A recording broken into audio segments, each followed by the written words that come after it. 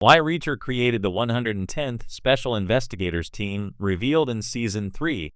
A throwaway line in Reacher's latest episode reveals how his team of special investigators came to be.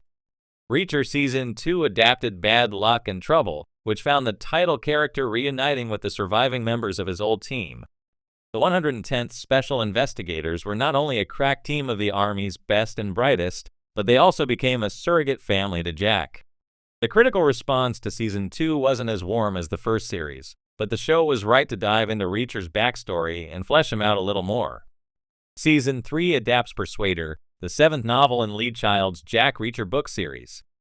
Episode 4, Dominique, explores his friendship with Dominique Cole Mariah Robinson, a young sergeant he mentors as they investigate a corrupt military intelligence officer named Quinn Bryan T. Cole is later brutally tortured and killed by Quinn, which powers Reacher's modern-day mission to bring Quinn down. Episode 4 also introduces Reacher's mentor, Garber. It is Reacher's commanding officer Garber who assigns Cole to work with him, feeling he could use the help. Being something of a one-man band, Reacher is becoming swamped by cases, so Garber thinks he needs help. While talking about Cole, Garber even suggests Reacher could use a team of MPs to help out.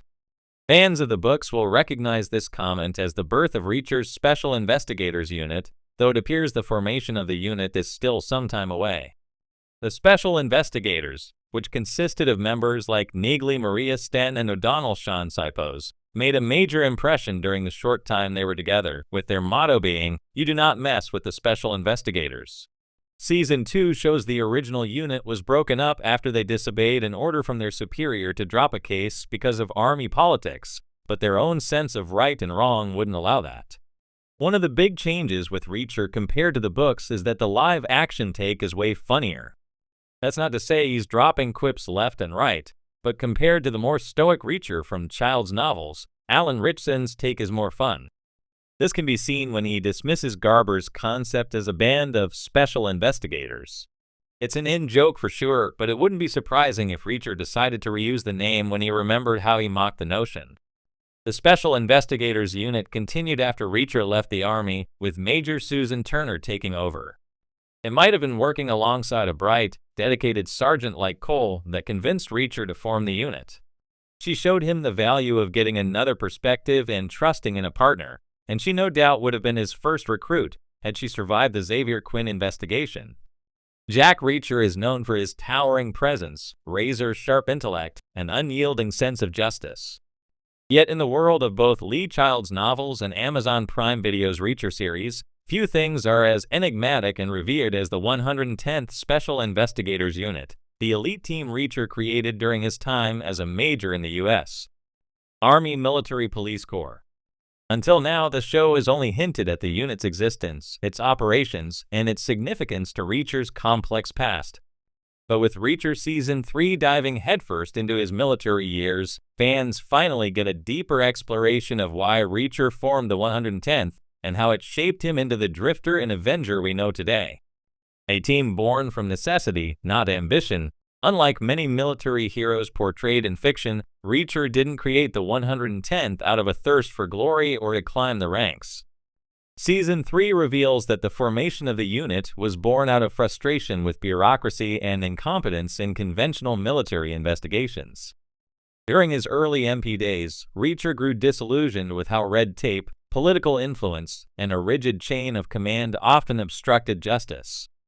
Crimes involving high-ranking officers were buried, misconduct swept under the rug, and soldiers on the ground suffered the consequences. A flashback-heavy narrative in Season 3 exposes a pivotal moment, a botched investigation into a trafficking ring operating within a U.S. Army base overseas. Young Reacher, facing obstruction from superiors more interested in avoiding scandal than uncovering truth, realizes that conventional channels won't suffice.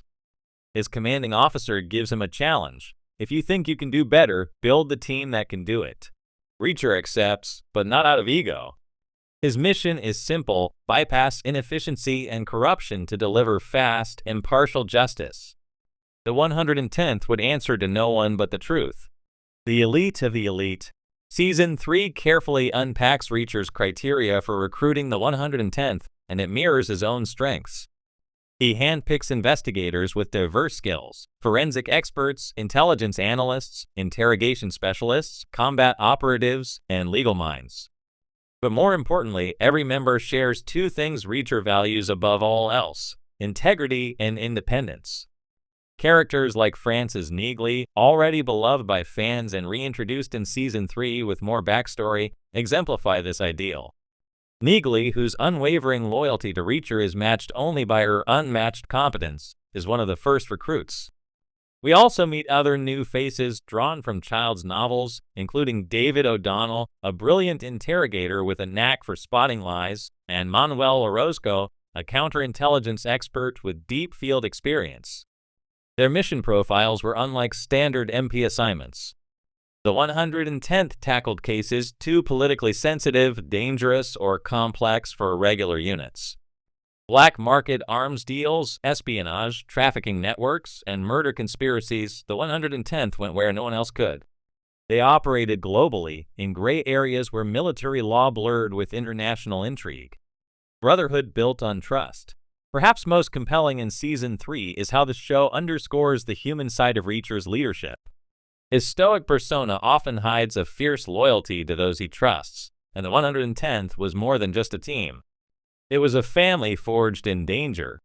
The series devotes significant screen time to showing how Reacher earns his team's devotion not through charisma or speeches, but by always putting their safety and the mission first. Flashbacks show Reacher risking career and life to protect teammates during covert missions, intervening when Washington politicians try to scapegoat subordinates, and personally confronting generals and foreign agents alike when integrity is on the line. This cultivated a unit where trust ran deeper than rank, and where orders were given more like suggestions among equals. It also gives context to Reacher's present-day isolation. Season 3 subtly shows that after the dissolution of the 110th, a fallout stemming from one case too politically volatile to withstand, Reacher walked away from the Army not because he was disillusioned with service, but because he had already seen the best version of it. Nothing could match the camaraderie and clarity of purpose he had built with the 110th. Seeds for future storylines. For fans of the books, the 110th Special Investigators has always been more myth than fully detailed reality.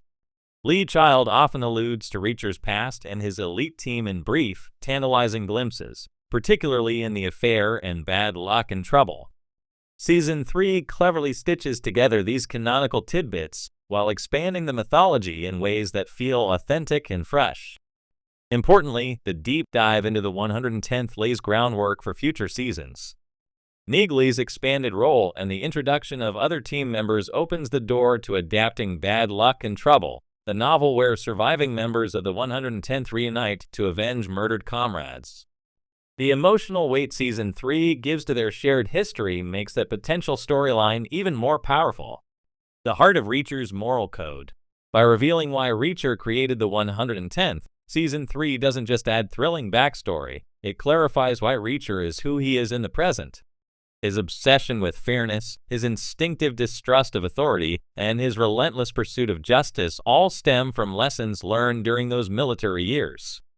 The 110th was Reacher's answer to a world where systems failed. It was his attempt to carve out a small corner of uncompromised truth, even within an imperfect institution. Now, as a civilian,